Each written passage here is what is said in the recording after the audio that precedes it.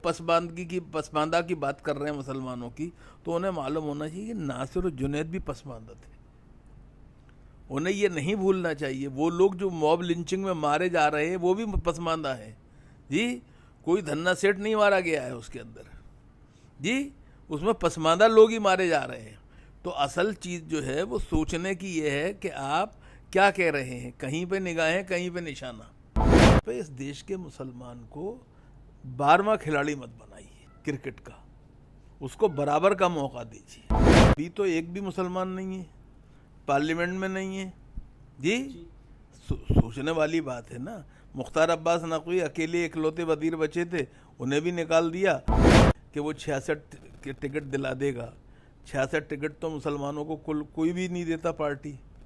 तो बीजेपी क्या देगी मुझे? उस पर कोई बिला वजह की बातें करने से कोई फ़ायदा नहीं है।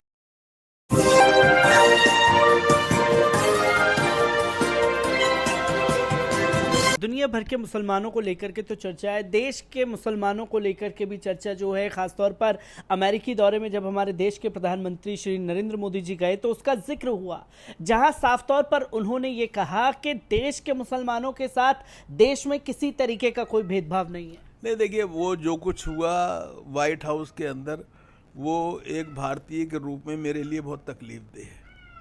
मैं उसकी सराहना नहीं कर सकता।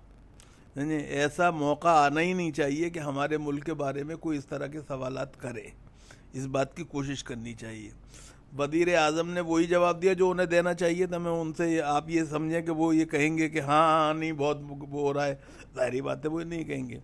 तो इसलिए मैं ये समझता हूँ कि ये हमें समझना चाहिए कि देश के अंदर कोई ऐसी बात ना हो। भारत जो है एक सभ्य देश है। भारत की संस्कृति और संस्कार बहुत पुराने हैं जी। हम जो हैं वो बुनियादी तौर पे किन के लोग हैं? हमारा जो एक तरह से वो है वो ये है कि मज़हब नहीं सिखाता आपस में बैर रखना। हिंदी ये हम वतन है, हिंदुस्तान हमारा। तो असल चीज़ जो है वो ये होनी चाहिए।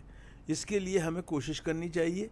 और जो कुछ मुल्क में हो रहा है वो सब देख रहे हैं, मुझे और आपको बताने की ज़रूरत नहीं है। क्योंकि सर इसी के साथ साथ बात की जाए तो 2024 को लेकर के भी मुसलमानों के ऊपर जो है ज़्यादातर निगाह बनी हुई है। जहां एक तरफ भारतीय जनता पार्टी पहले कहती थी कि मुसलमानों के वोटों की उन्हें ज़रूरत नहीं है क्योंकि मुसलमान तो उन्हें वोट करेगा नहीं, पर अब पसमानदा मुसलमानों का 2024 के चुनाव में जिक्र ज़्यादा हुआ है, जिसको लेकर के मुख्तार अब्बास नकवी जो हैं पसमानदा मुसलमानों को रिझाने की कोशिश कर रहे हैं। तो कैसे देखते हैं कि पसमानदा मुसलमान कहाँ से अचानक से इन तमाम बातों का जिक्र भाजपा के द्वारा होने लगा है? देखिए, ये पसमानदा खाली मुसलमान जो है, मुसलमान तो सब पसमानदा हैं। और मैं ये बात नहीं कह रहा हूँ, ये बात तो बीजेपी भी मानती है कि शैक्षिक रूप से, आर्थिक रूप से, सामाजिक रूप से हम पसमानदा हैं जी। और ये कांग्रेस के ऊपर उसका आरोप ही ये है कि उसने हमें सिर्फ वोटों के लिए इस्तेमाल किया है, हमारे लिए कुछ नहीं किया है। तो खुद वो कहते हैं, तो जो वो कहते हैं। अब जब वो पसमानदा की बात कर रहे हैं मुसलमानों की, तो उन्हें मालूम होना चाहिए कि नासिर और जुनैद भी पसमानदा थे। उन्हें ये नहीं भूलना चाहिए। वो लोग जो मॉब लिंचिंग में मारे जा रहे हैं वो भी पसमानदा हैं जी। कोई धन्ना सेठ नहीं मारा गया है उसके अंदर जी, उसमें पसमानदा लोग ही मारे जा रहे हैं। तो असल चीज़ जो है वो सोचने की ये है कि आप क्या कह रहे हैं। कहीं पे निगाहें, कहीं पे निशाना। इसको बीजेपी को समझना चाहिए। और ये समझना चाहिए कि कुछ लोग जो हैं वो प्रधानमंत्री को नाकाम बनाने के लिए काम कर रहे हैं जी। वो लोग हैं जो कि प्रधानमंत्री के इस नारे को सच्चा साकार नहीं होने देना चाहते हैं कि सबका साथ, सबका विकास, सबका विश्वास, सबका प्रयास जी। ये उसको नाकाम बनाना चाहते हैं और इस तरह का माहौल क्रिएट कर रहे हैं जिससे कि बीजेपी जो है उसे नुकसान पहुंचे। क्योंकि इन्हीं पसमानदा मुसलमानों को देखते हुए जब बीजेपी के अल्पसंख्यक मोर्चे से बात की गई तो उनका साफ तौर पर कहना है कि हम मुसलमानों को अपनी तरफ लाने के लिए कदम उठा रहे हैं। 2024 में हम 66 मुसलमानों को टिकट देने की योजना बना रहे हैं। नहीं, ऐसा है कि अभी तो एक भी मुसलमान नहीं है पार्लियामेंट में, नहीं है जी। सोचने वाली बात है ना। मुख्तार अब्बास नकवी अकेले इकलौते वजीर बचे थे, उन्हें भी निकाल दिया। राज्यसभा में भी नहीं रखा और वो भी नहीं रखा जबकि मुख्तार अब्बास नकवी की परफॉर्मेंस के एतबार से बीजेपी प्रो परफॉर्मेंस के एतबार से कोई शक नहीं है जी। तो मुझे यानी एक बात ये है कि ये वो जो कह रहे हैं, पहली बात तो ये कि माइनॉरिटी सेल जो है भारतीय जनता पार्टी का जो अल्पसंख्यक मोर्चा है, उसको ये क्या में इख्तियार किसने दे दिया है कि वो 66 के टिकट दिला देगा। 66 टिकट तो मुसलमानों को कोई भी नहीं देता पार्टी, तो बीजेपी क्या देगी मुझे? उस पर कोई बिला वजह की बातें करने से कोई फ़ायदा नहीं है। और बीजेपी को एक तरह से 66 मुसलमानों को टिकट दे देगी तो वो क्या में जीत का फिर कहाँ पाएगी जी? क्योंकि 66 मुसलमानों को तो लोग देंगे नहीं जी। और एक बात ये समझना चाहिए कि असल देखिए चुनाव जो है, मुझे वो चुनाव 2024 का क्या होगा कोई मैं भविष्यवाणी नहीं कर सकता, क्योंकि मैं कोई क्या मैं राजनीतिक ज्योतिषी नहीं हूँ।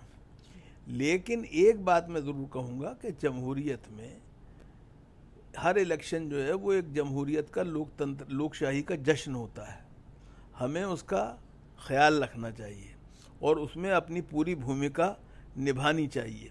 लेकिन नफ़रत और दूरी जो है उसके साथ नहीं, बल्कि मोहब्बत और प्यार के साथ देश के हित में होना चाहिए, देश के निर्माण के लिए होना चाहिए। और ये समझना चाहिए कि सबको एक तरह से मौका मिले बराबर का। मैं एक बात हमेशा कहता हूँ और मुझे कहने की इजाज़त आप भी दीजिए, वो ये कि हमें भीख नहीं चाहिए, भागीदारी चाहिए, हमें शिरकत चाहिए, रियायत नहीं चाहिए जी। मैं इसकी एक मिसाल आपको देता हूँ और वो मिसाल मेरा ख्याल है उससे बेहतरीन मिसाल नहीं है। आजकल वैसे भी क्रिकेट का ज़माना है। आपने कभी सोचा है कि क्रिकेट में 11 खिलाड़ी खेलते हैं लेकिन 12 खिलाड़ी कम से कम चुने जाते हैं। एक जो है 12वां खिलाड़ी जो है वो काय में बैठा रहता है, वो ड्रेसिंग रूम में बैठा रहता है। और उसकी मानसिकता आपने कभी गौर की? वो यही सोचता रहता है कि इन 11 में से कोई एक हर्ट हो जाए और पवेलियन से वापस आ जाए, मैं पवेलियन में वापस आ जाए, ताकि मैं फिर जाऊं और अपना कमाल दिखाऊं, अपनी टीम को जिताऊं और गौरव बनाऊं जी। तो आप बुनियादी तौर पे इस देश के मुसलमान को 12वां खिलाड़ी मत बनाइए क्रिकेट का, उसको बराबर का मौका दीजिए। सर इसी के साथ साथ बात तो हो गई कि केंद्र सरकार क्या कर रही है, उनकी रणनीति, पर विपक्ष की पार्टियों पर भी सवाल भूमिका खड़े हो जाते हैं। जब मुस्लिम मुद्दों की बात आती है तो कहीं दिखाई नहीं देते, उसके ऊपर कभी कोई ट्वीट नहीं होता, कोई बात नहीं होती। पर जैसे ही चुनाव आता है तो मुसलमानों को लेकर के राजनीति तेज हो जाती है और वोट लेना चाहते हैं पर अधिकार नहीं देना चाहते। नहीं देखिए, मैं आपसे अर्ज करूं, मतलब कोई ये एक पिछले 10 साल का खेल नहीं है, ये पिछले 75 साल का खेल है। सरकारों ने हमारे मोहल्लों में थाने ज़्यादा खोले, स्कूल कम खोले, अस्पताल कम खोले, नतीजा ये हमें उन्होंने उस तरह लिया ही नहीं है। तो हम इसके लिए किसी एक को दोषी करार नहीं देते हैं। इस वक्त सूरत हाल जो है वो ज़्यादा ठीक है, संगीन हो रही है, समझे, हम देख रहे हैं, इसमें कोई शक नहीं है। लेकिन हमें ये मान के चलना चाहिए कि राजस्थान के अंदर भी ऐसे वाक़यात हुए जो कि नहीं होने चाहिए थे, अभी भी कांग्रेस की सरकार होने के बावजूद जी। तो क्या मैं आंध्र प्रदेश तेलंगाना के अंदर भी हुआ है जी। तो असल चीज़ जो है खुद बिहार के अंदर ऐसे वाक़यात पेश आए हैं। तो हमें बुनियादी तौर पे तमाम सरकारों से, तमाम पार्टियों से ये कहना है कि हम आपसे ये बिल्कुल क्या मैं विनम्रता से कहना चाहते हैं कि हम सिर्फ वोटर नहीं हैं, इस देश के आम नागरिक हैं, हमें पूरा मौका मिलना चाहिए। अख्तरुल वासे साहब हमारे साथ मौजूद थे, जिन्होंने साफ तौर में 2024 के चुनाव के लिए जिस तरीके से मुसलमानों को लेकर के परिस्थिति बनाई जा रही है उसमें वो परिस्थिति का 12वां खिलाड़ी नहीं